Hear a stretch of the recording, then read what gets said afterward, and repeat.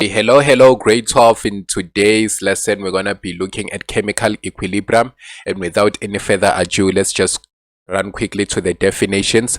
So we have the first one, it says chemical equilibrium. What is chemical equilibrium? We say this is a dynamic equilibrium where the rate of forward reaction is equal to the rate of reverse reaction. Note how I'm saying rate, then you should always make sure when you define you have those keywords that are in red. So you must include the word dynamic equilibrium with the rate of reverse. Why do we say it's a dynamic equilibrium? Because this equilibrium will be changing from time to time.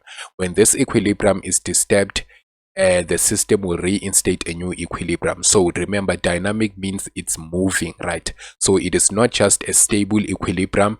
This equilibrium will be changing from time to time. So this is a dynamic equilibrium where the rate of forward reaction is equal to the rate of reverse reaction. You do not say where the forward reaction is equal to reverse reaction.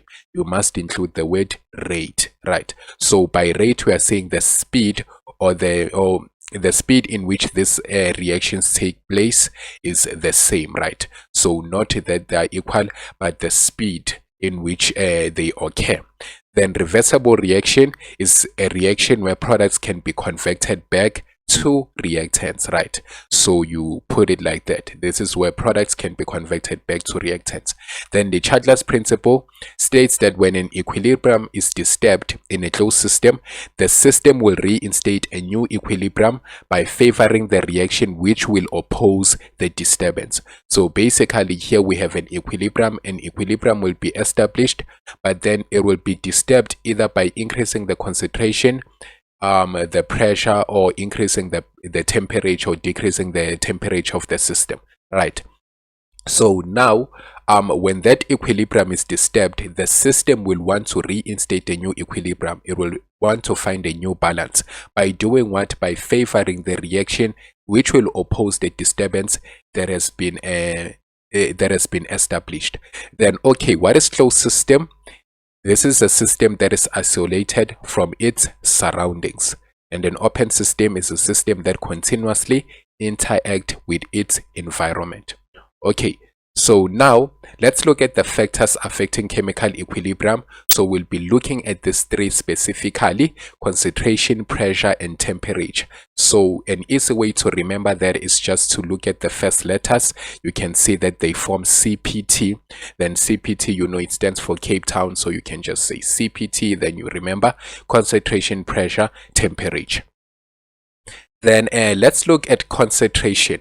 Now we want to look at what will happen to our reaction if we either increase the concentration or decrease the concentration of either the reactants or the product.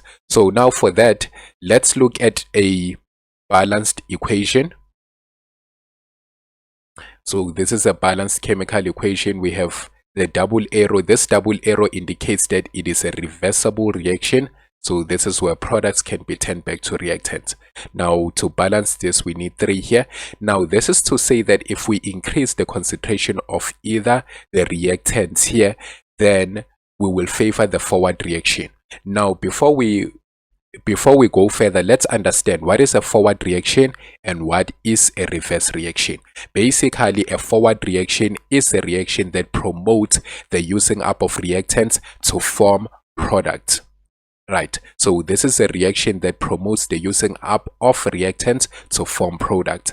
Then reverse reaction, this is a reaction that promotes the using up of products to form back the reactants.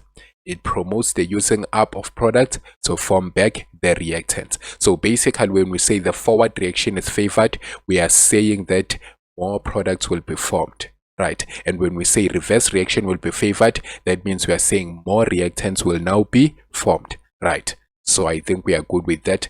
Now increasing the concentration of either this, right, the reactants will cause the system to favor the forward reaction. Remember, the system wants to oppose the disturbance. So what is the disturbance? The disturbance is that we increased the concentration. Let's be specific. Let's say we increased the concentration of hydrogen.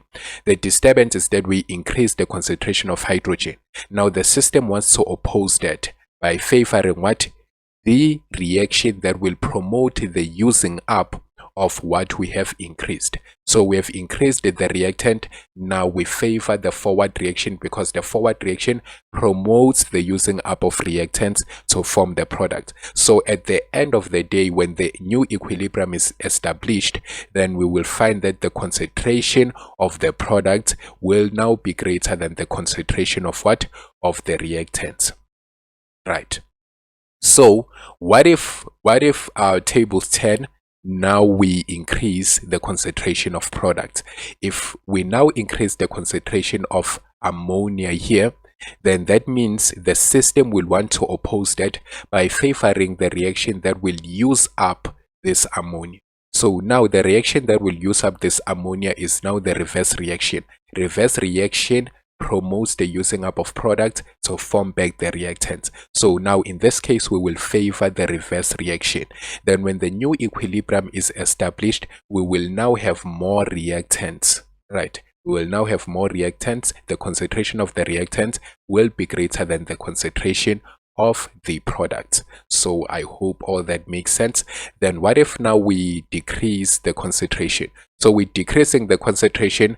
Now it's slightly different, because if you have this reaction, once again, if now we increase the concentration of, if now we decrease, meant to say the concentration of the reactants, so now that means we will be causing an imbalance in this, on this side, right, on the reactant side. So that means the reactants will be few, right? So now if the reactants are few, we will have to favor the reaction that will support the adding up of what? Of the reactants. So what is that? It will be the reverse reaction, because now it will be turning this product into reactants. Why? Because we feel here there is a shortage of reactants. So now we take this product and convert them back to reactants. Hence we favor the reverse reaction. So by favoring the reverse reaction, we are increasing the concentration of the reactants. So when the new equilibrium is established, now the concentration of the reactants will be higher than the concentration of the product.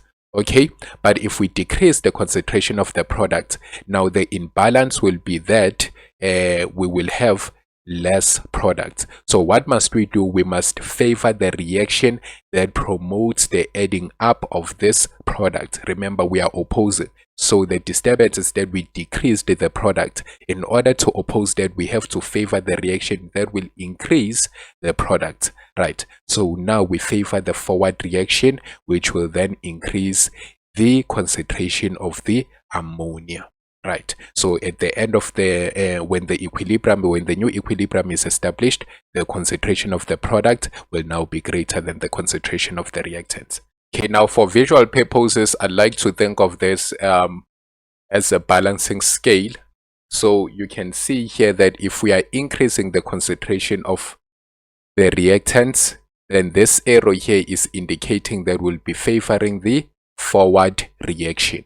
So increasing the concentration of the reactant will cause the system to favor the reaction that will oppose the disturbance. So in this case, we'll want to use up the reactants in order to form what? The product. So in that way, when we are using up the reactants, when we are in support of the product, so we want this one to go down here, right? So when we are in support of the product, that means we are favoring the forward reaction.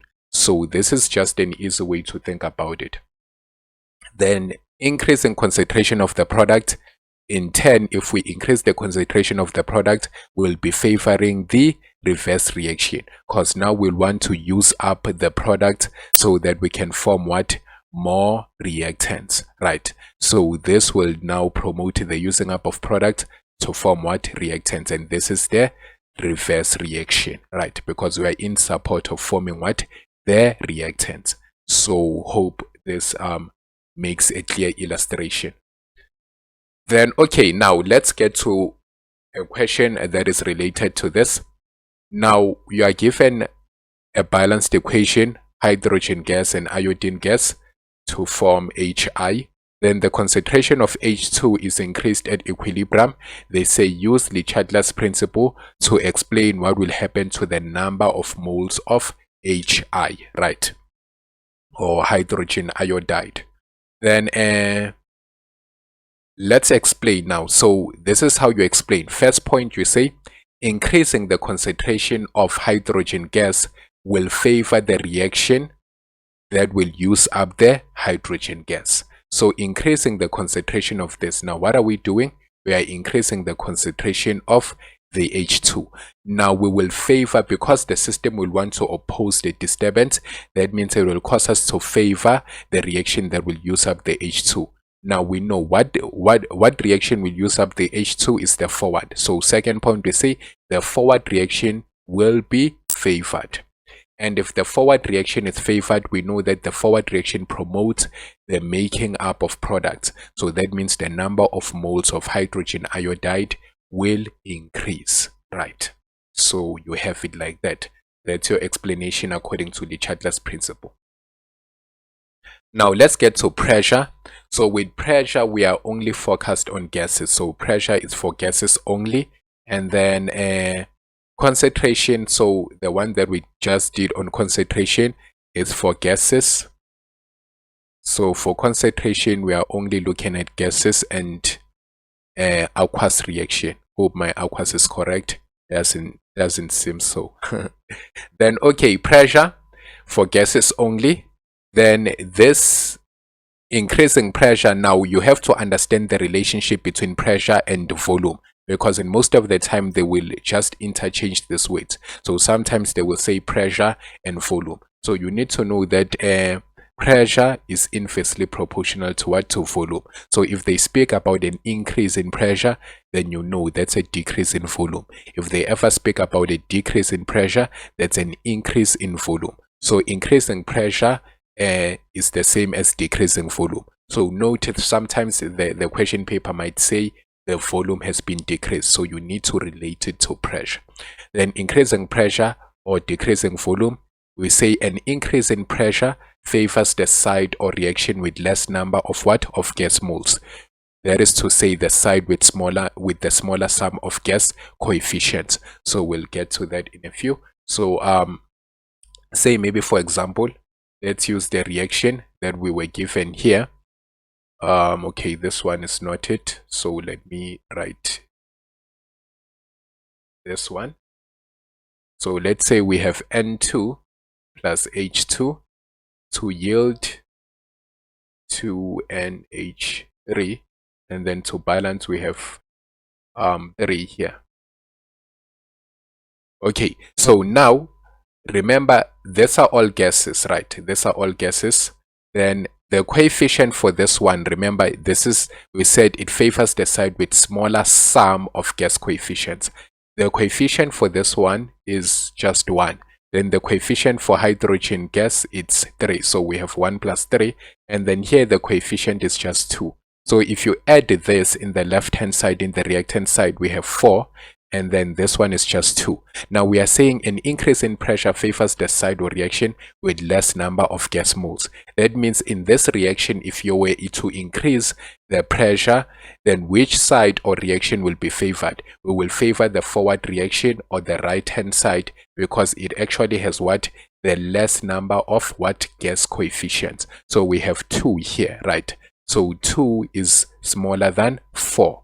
So basically, an illustration to indicate that is this. If this is a high pressure, that means we have more number of gas moles. Right here, we have more number of gas moles. Now, if we have more number of gas moles, what will happen? The trend is that the gas moles will now start to interact frequently and will then want to move from this high pressure to a lower pressure. Right, so now which is why we are favoring the side with less number of gas moles. So now that means gas moles will be moving from the left hand side to the right hand side, from the side where there is high pressure to the side where there is low pressure. So because we have increased the pressure. But what happens when we decrease the pressure? So decreasing pressure is the same as increasing the volume. So think of volume as the spaces in between. A decrease in volume means there is less spaces in between the particles, and an increase in volume means there is now more spaces in between the particles, right? So a decrease in pressure favors the side or reaction with more number of gas moles. So if you may allow me to use the very same example. So reversible reaction, then we have 2NH3. Now if you can check this, we already concluded that we have 1 and 4, 1 and 3, which will give us 4, and then here we only have this 2. Now we are saying that when we open up the spaces, when we decrease the pressure and increase the volume, now particles will want to move from the side where there is less number of gas moles to the side that actually has more number of gas moles. So a decrease in pressure and opening up of space will now cause these few particles to move to where there is actually a lot of particles. Then a decrease in pressure favors the side or reaction with more number of gas moles.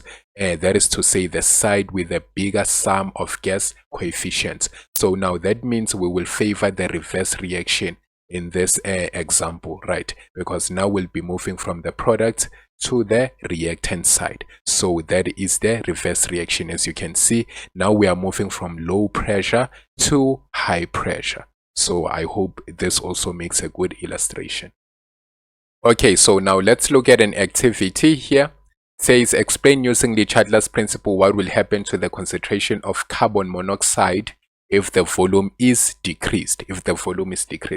Now remember, with pressure we said it's for gases only, so we want to first check if everything that we are given here is in a gaseous state. And as we can see here, the carbon is a solid, so this one, we won't be taking the coefficient for this one, because remember, pressure only applies to gases, so we'll only be taking the coefficient of the carbon dioxide. So we have 1, and then on the product side we'll be taking the coefficient of the carbon monoxide because it's gas. So that means comparing our coefficients, we have 1 on the reactant side and we have 2 on the product side. Remember, we will not be taking this one because it's a solid. Now that's the first thing you want to do when you are dealing with questions that are related to the pressure and volume. Now they say, explain using the Chandler principle what will happen to the concentration of CO, carbon monoxide, if the volume, so this is our question here, if the volume is decreased, right? Now we know we must relate that decrease in volume to what? To pressure. To explain this, we will say a decrease in volume, which is an increase in pressure, favors the reaction with less number of of gas moles. So remember, we've already covered that here it's 1 and then here it's 2. So a decrease in volume or an increase in pressure favors the reaction with less number of of gas moles. So whenever we have a decrease in volume, now what will happen? The side whereby we have high pressure, we will move from the side whereby we have high pressure to the side where we have low pressure. Then that means that the reverse reaction has less number of gas moles. As we can see here, the reverse is the one with a less number of gas coefficient. Then the reverse reaction has the less number of gas moles, therefore reverse reaction will be favored. If the reverse reaction is favored, now what will happen to the concentration of carbon monoxide? Remember, carbon monoxide is a product.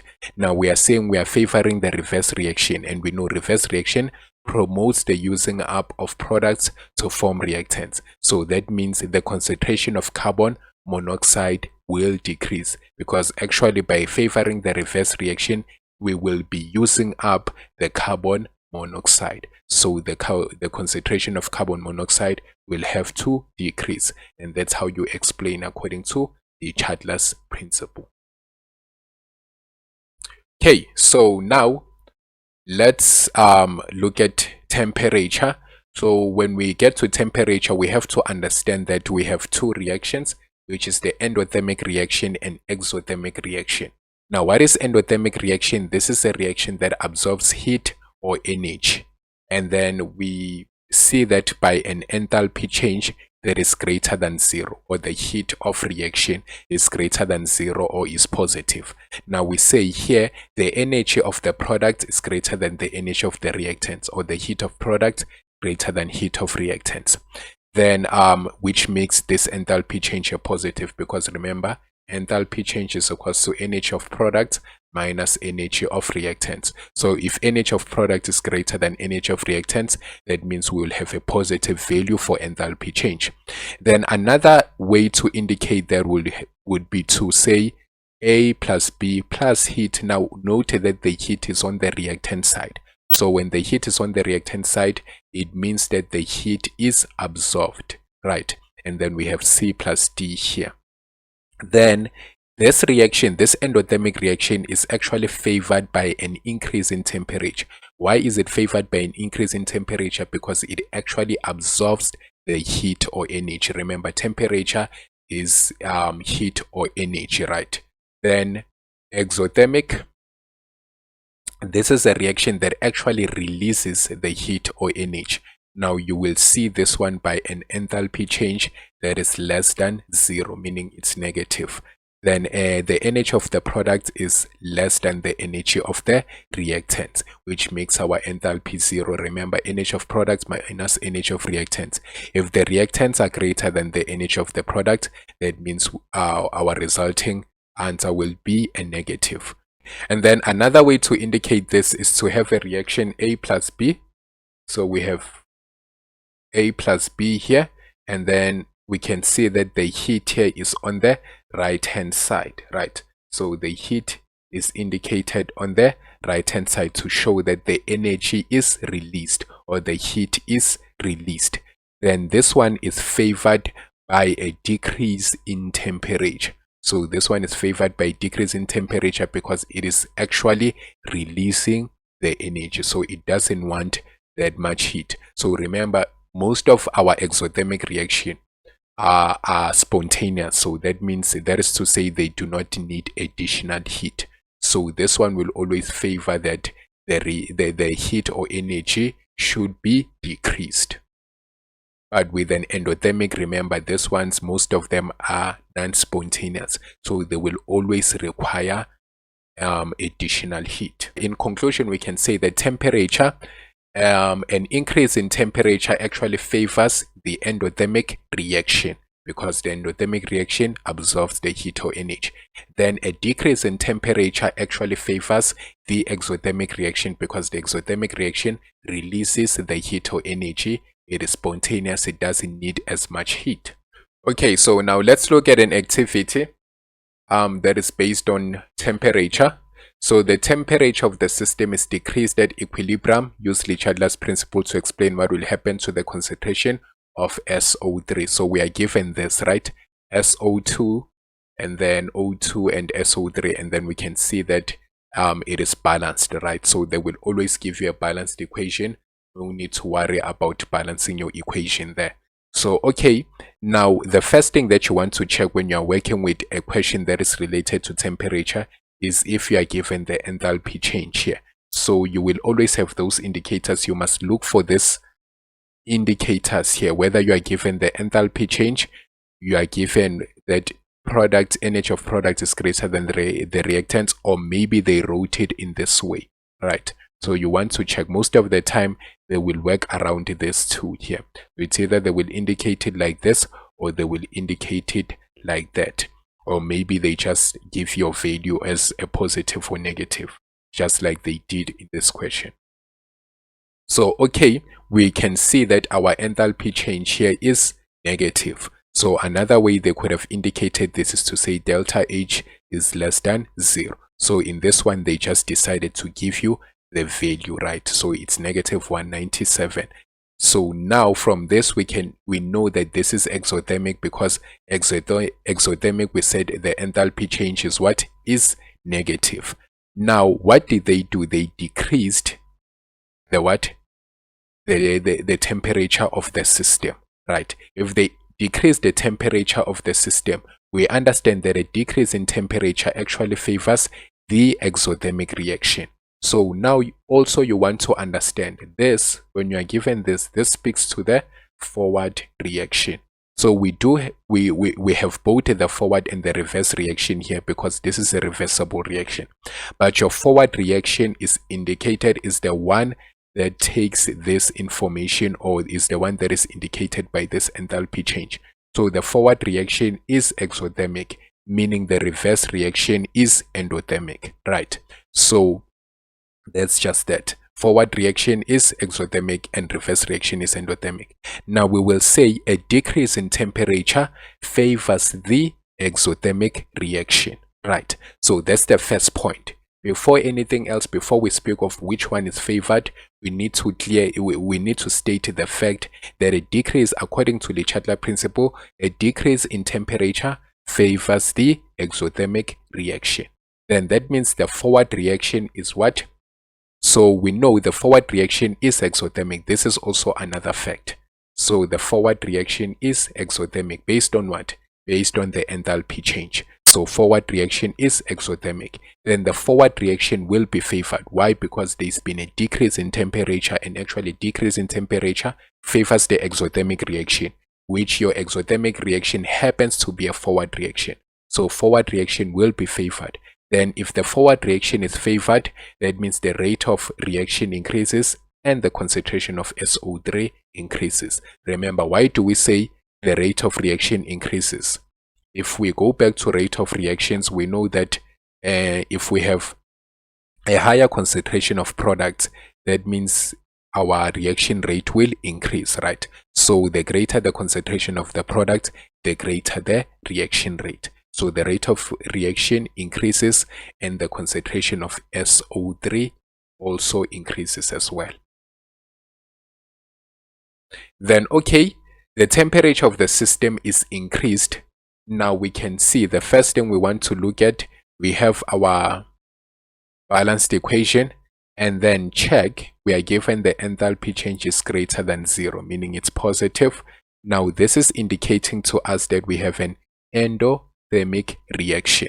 So this is an endothermic reaction. Now they say the temperature of the system is increased at equilibrium. Use Le Chatelain's principle to explain what will happen to the concentration of N2O4. So what will happen to this concentration, to the concentration of the reactant? So we say an increase in temperature favors the endothermic reaction, right? So that's a fact. An increase in temperature favors the endothermic reaction. The forward reaction is endothermic, as indicated by the enthalpy change here, or the heat of reaction, positive. So the forward reaction is endothermic, and the forward reaction is favored because happens that we increase temperature, and then increase in temperature favors endothermic reaction, and it just happens that the forward reaction is actually endothermic. Then the forward reaction is favored. Then that means the N2O4 moles will be used up, therefore concentration of N2O4 decreases, right? Why? Because now if we are saying this is the forward reaction, right? The forward reaction, remember, it promotes the using up of the reactants, right? So if the forward reaction is favored, that means we are actually promoting the using up of the N2O4 to form what? The product. So if the forward reaction is favored, that means the concentration of N2O4 will decrease, and actually what will increase is the concentration of the NO2, right? Awesome.